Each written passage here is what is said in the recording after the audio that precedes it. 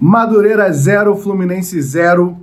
Complicado demais fazer um pós-jogo desse, né? Quinta rodada, Fluminense com o time principal. Quando a gente acha que tudo vai ficar tranquilo, não fica tranquilo. Vamos resenhar sobre isso aqui depois da vinheta.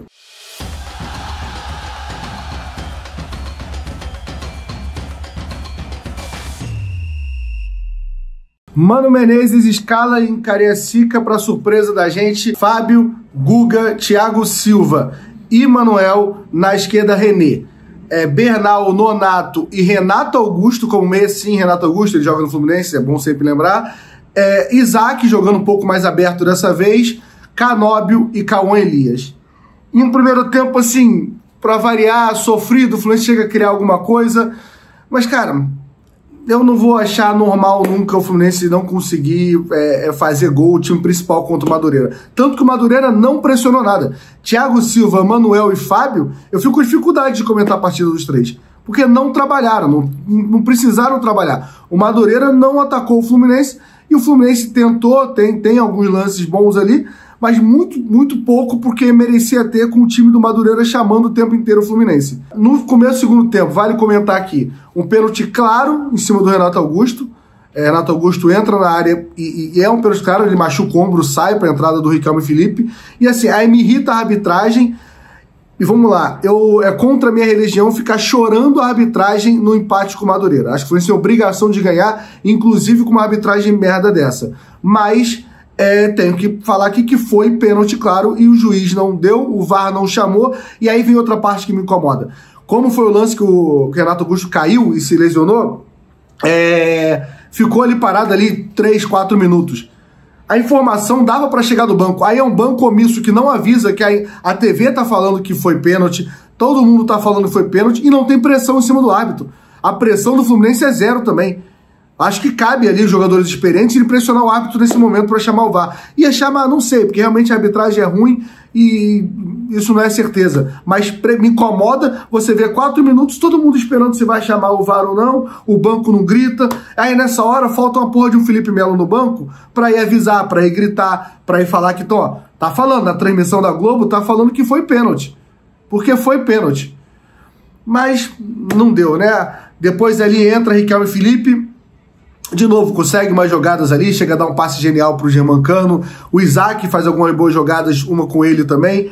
Tem uma do Cauã Elias, que assim, um pouco quando o Cauã Elias sair, que me irrita ali um pouco. Achei a partida muito ruim do Cauã Elias. Não tô falando que o Cauã Elias é horroroso, não tô falando que você tem que achar que o Cauã Elias já era, mas achei uma partida ruim do Cauã Elias. Ah, filho, mas o primeiro jogo contra o Maricá também foi uma partida ruim, mas ele fez um gol. Mas de pênalti ele fez um gol. Hoje faltou o gol, ele é um centroavante. Então, hoje foi 0-0. Nossa defesa tomou gol? Não. Nosso ataque, eu vou cobrar do nosso ataque. E o Cauã Elias era o nosso centroavante e jogou mal hoje. É uma partida que, pra mim, perdeu oportunidade, não se apresentou tanto e falhou como atacante. E aí o Fluminense consegue, com esse empate, fazer com que a gente fique com 6 pontos e faltam 6 rodadas. Dessas 6 rodadas, pra gente bater 21, o Fluminense tem que fazer 15 pontos em 6 rodadas, ou seja, 5 vitórias em 6 pontos. Talvez a média, para quem tá perdido aqui, é porque nos últimos 4 cariocas, que foi esse formato, precisou fazer 20, 21 pontos para passar. Então o Fluminense em 6 rodadas agora tem que fazer 5 vitórias para somar esses 15 pontos. Junto com os 6 que a gente tem, fazer 21. Sendo que semana que vem tem clássico. Depois tem Flamengo, depois tem Vasco. O Fluminense tem que ganhar dos outros pequenos que ainda faltam. O Fluminense precisa ganhar 2 clássicos e tem direito a perder 1. Quarta-feira a gente enfrenta o Botafogo no Engenhão. Botafogo também vai jogar agora. Não sei se vai ganhar ou não. Se ele não ganhar, ele se complica muito. Pode ser uma esperança nossa, porque ele fica praticamente eliminado. E também ele vai enfrentar a Supercopa ali, que pode ser uma prioridade dele no final de semana, é abrir mão do Carioca. Mas o Fluminense, nos últimos 2 anos, jogou 6 jogos com o Botafogo e não ganhou nenhum. E a gente precisa ganhar no Engenhão. Se o Fluminense se complica de forma que não tinha necessidade desse Campeonato Carioca. Ah, filho, mas no começo era um time muito reserva, um time que tinha muitos moleques. Sim, mesmo assim, eu acho, tirando a primeira partida, que realmente era um time muito de moleque, na segunda e na terceira rodada, contra o Volta Redonda, jogou Guga, jogou Manuel, jogadores mais experientes, jogadores que ganham muito mais que os times pequenos. E não conseguiu ganhar. Aí hoje, a mesma coisa. Não adianta a gente fazer uma boa partida no Luso Brasileiro contra a Portuguesa e chegar contra o Madureira, que o Vasco ganhou de 2-0 o Madureira. E a gente não conseguiu fazer um gol no Madureira a partida inteira. A gente viu aqui as odds da KTO, tava o Fluminense 1.28, 1.30, era muito favorito. E o Fluminense não conseguiu responder em campo. Então, assim, fica um alerta. Ainda não estou gerando nenhuma crise, tá? Porque, assim, é um começo do ano, não estou achando que tem que ter crise.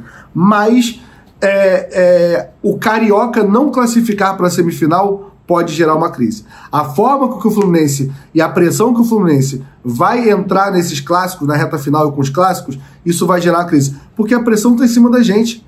O Flamengo ganhou a Copa do Brasil no ano passado. O Botafogo, dizem que teve um ano bom, ganhou a Libertadores e um Brasileirão.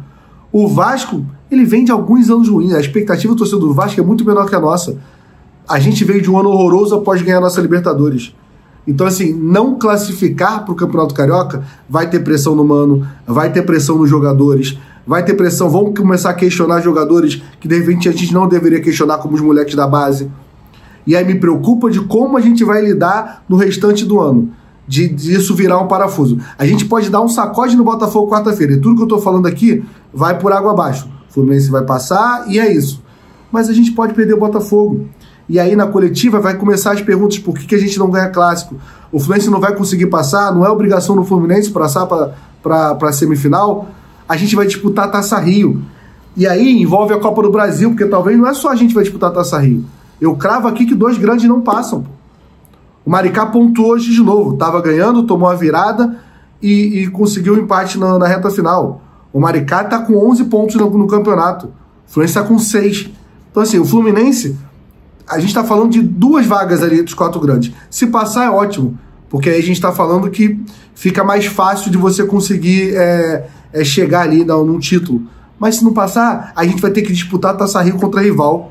E aí é constrangedor porque é um prêmio que não vale de nada. A gente viu o Botafogo nos últimos anos comemorando de forma constrangedora, nem comemorando, né? Pegando o troféu, porque você tem que pegar o troféu.